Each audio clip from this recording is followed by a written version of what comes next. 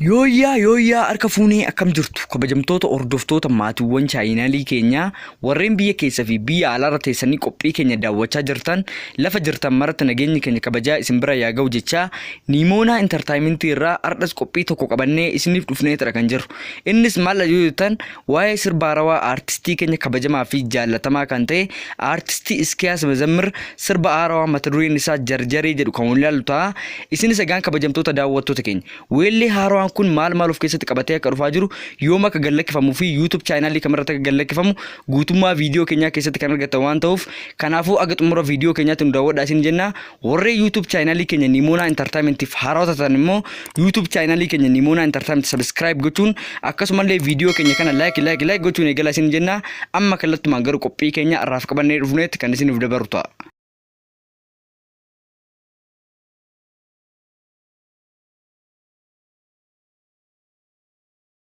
Egaan kabajamtoota daawwattoota keenya akkuma baay'een keessan beektan aartistii Iskiyaas Mazammir jechuun aartistoota aartii Oromoof lafee dugdaa ta'uun aartii Oromoo guddisaa jiran keessaa isa tokko yoo ta'u, kana malees egaa aartistii Iskiyaas Mazammir aartistii uummata Oromoo biratti jaalalaa fi kabaja guddaa qabu yoo ta'u, egaan aartistiin kun weellee haarawaa mata dureen isaa jarjaree jedhu qabatee yeroo dhiyootti akka dhufaa jiru sooshaal miidiyaa garaagaraa irratti dubbateetidha kan jiru. Weellee haarawaa kanas egaa walaloo fi yeedaloo bareedaadhaan viidiyoo kilippii bifa nama hawwatuun hojjetee yeroo dhiyootti uummata Oromoo fi addunyaa mara biraan ga'uuf qophii isaa hunda xumureetadha kan jiru. Aartistiin keenya Iskiyaas Mazammir barootan darban keessa sirba mata dureen isaa Chimchim Goona jedhu aartistii Daangaa Hayilamaariyaam waliin hojjetee turuun isaa ni yaadatama. Sirbi kunillee hordoftoota yookiin viyuu miliyoona hedduu argachuun uummata biratti fudhatamummaa guddaa argateetidha kan jiru. Weellee haarawaan amma aartistiin keenya qabateetii dhufaa jiru kun immoo kan kanaan duraa caalaa sa'aatii gabaabaa keessatti yookiin yeroo gabaabaa keessatti viyuu miliyoona hedduu argachuun rikardii haarawaa ni galmeessa jedhamee eegamaatidha kan jiru.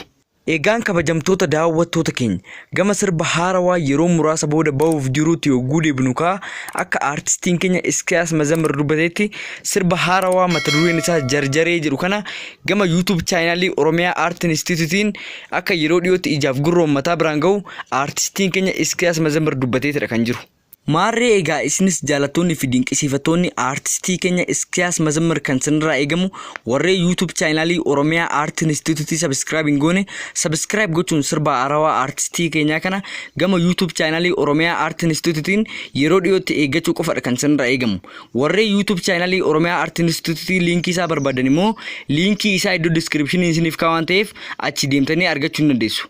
Egaan kabajamtoota daawwattoota keenya qophiin irraaf qabannee isiniif dhiyaanne kana gaammaatti daawwattan yoo ta'u, amma illee irra deebinee kan isin jennu warree YouTube channel keenya Nimoonaa Entertainment haarawaa ta'an YouTube channel keenya Nimoonaa Entertainment subscribe gochuu akkasumallee viidiyoo keenya kana like gochuun dagatanaa isin jechaa warree yaada qabdan immoo comment irratti nu barreessuu dandeessu.